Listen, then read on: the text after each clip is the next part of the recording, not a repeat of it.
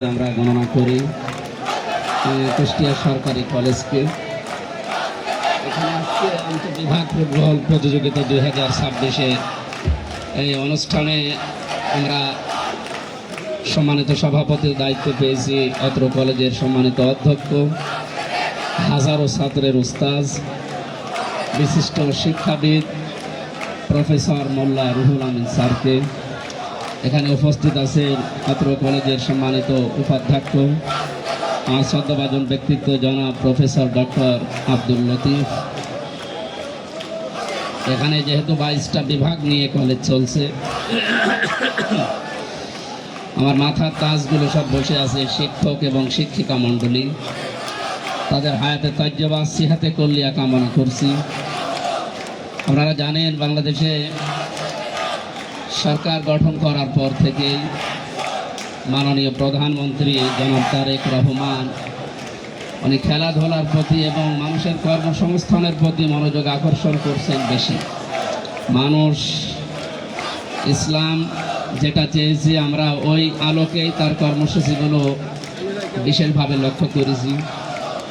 বিশেষ করে খাদ্যে স্বয়ংসম্পন্ন হওয়া এবং মানুষ বেকারত্বের অভিশাপ থেকে মুক্ত হওয়া, এই সমস্ত কাজগুলো করতে আমাদের দেশের ভেতরে যেই উদ্যোগগুলো হাতে নেওয়া যায়, অলরেডি অনেকগুলো উদ্যোগ তিনি হাতে নিয়েছেন এবং সামনে আরও নেবেন ইনশাআল্লাহ।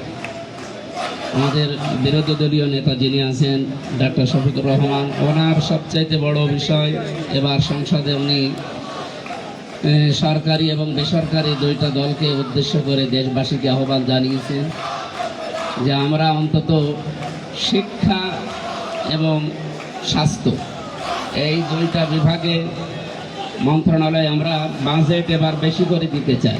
কারণ 100 টাকায় দেশে বাজেট হলে আমরা দেখি প্রায় 65 থেকে 70 টাকা শুধু সড়ক বিভাগ আর স্থানীয় সরকার এনাদের কাছে চলে যায়। বাকি 30 টাকা দিয়ে পুরা যতগুলো মন্ত্রণালয় আছে এগুলো চালানো লাগে, এটা কঠিন হয়ে যায়। এই জন্য আমরা খুব বেশি করে অন্তত চেয়েছি যে স্বাস্থ্য এবং শিক্ষা এই দুইটায় যদি এবার বাজেট বাড়ানো যায়। এই যে দৃশ্যগুলো আসার পরে প্রিন্সিপাল সাহেব তুলে ধরলেন, আমি অনেকগুলো বিষয় উদ্যোগ হাতে নিয়েছি অলরেডি। সামনে বাজেট অধিবেশন আছে, এগুলোতে আমি কিছু কথা তুলে ধরবো আমার কুষ্টিয়া নিয়ে। আপনাদেরকে আশ্বস্ত করতে চাচ্ছি, শহীদ মিনার যেটা আমি উপাধ্যক্ষ সাহেবের সাথে কথা বলছিলাম, এই শহীদ মিনারটা আসলে একটা বেমানান। এখানে আমরা যে জায়গায় দেওয়ার কথা বললেন প্রিন্সিপাল সাহেব, আমরা ওখানে ইনশাল্লাহ চেষ্টা করব। এবার এখানে যে ভঙ্গুর একটা ছাত্রাবাস আছে, আমি দেখেছি ওটা এর আগে, এটা আশা করছি থাকবে না। এটা আমরা এখান থেকে অন্তত ভেঙে দিয়ে বহুতল একটা 6 তলা বিল্ডিং যদি করা যায়, 150-200 ছাত্র শুনলাম যেখানে থাকে। আমরা 22,000 থেকে 25,000 যেখানে ছাত্রছাত্রী, এই জায়গায় অন্তত 5,000 মানুষকে থাকার ব্যবস্থা করা দরকার। এটা একটা বাস্তবতা। আমার প্রাণপ্রিয় প্রতিষ্ঠান ইসলামী বিশ্ববিদ্যালয় কুষ্টিয়া, সেই জায়গার যে অবস্থান সেখানকার তুলনায় শুনলাম ছাত্রছাত্রী এখানে আরও বেশি। সেই হিসাবে আমরা এগুলো সামনে হাতে নিতে চাচ্ছি। প্রশাসনিক ভবনের পূর্ব পাশের এই যে ফিজিক্স এবং কেমিস্ট্রি ডিপার্টমেন্টের জায়গায় একটা বহুতল ভবন নির্মাণ করার আহ্বান জানিয়েছে। আমরা এটা চেষ্টা চালাবো ইনশাল্লাহ। শিক্ষামন্ত্রী মহোদয়ের সাথে আমি সেদিন কথা বলেছি, উনি আমারে বলছিলেন আপনার আসনের ভেতরে যে সমস্ত প্রতিষ্ঠানে ইমার্জেন্সি কোনো ভবন লাগবে আপনার ডিও লেটার দিয়ে আপনি আমাকে আলাদাভাবে দেবেন, আমি ওটা স্পেশালভাবে দেখবো ইনশাল্লাহ। আমি দেখি সরকারি কলেজকে আমি তালিকায় 1 নম্বরে রাখবো ইনশাল্লাহ। মাঠ সংস্কার এবং মাটি ভরাট, এখানে যে বিষয়টা শুনলাম এর আগে যে মাঠের অবস্থান ছিল, এর হালকা টাচ পাওয়া যাচ্ছে ওই যে আশপাশগুলো দেখলে যে কি অবস্থা ছিল। সুতরাং এগুলো আমরা সামনে রাখতে চাই না ইনশাল্লাহ।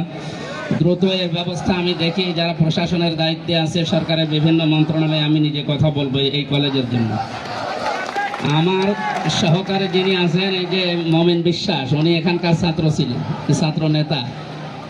আমার মনে হয় আমিও এখানে পড়াশোনা করতে পারলে মায়া মহব্বত ওনার মতো আরও বেশি বাড়তো। আমার সে সকাল থেকে লেগে আছে যে চলেন তাড়াতাড়ি যান। আমি তো এমনিতে রাত জেগে থাকি, দিনের বেলা একটু ঘুমা আসে, আজকে ঘুমাতেও দেয়নি।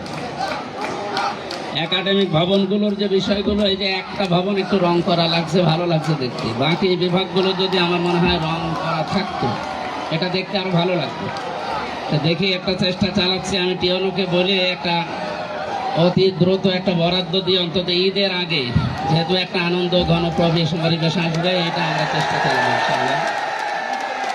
আমি আনন্দও পেয়েছি আবার একটু দুঃখও পেয়েছি, কারণ এখানে গাছ কাটার যে বিষয়টা শুনলাম আমাদের কি শিক্ষক পরিষদের শ্রদ্ধাভাজন স্যার যিনি বলছিলেন, আসলে গাছ কে বা কারা কেটেছে এটা তদন্তের মাধ্যমে বের করে, কিন্তু বাকি যেগুলো হচ্ছে এগুলো তো তদন্ত করা দরকার।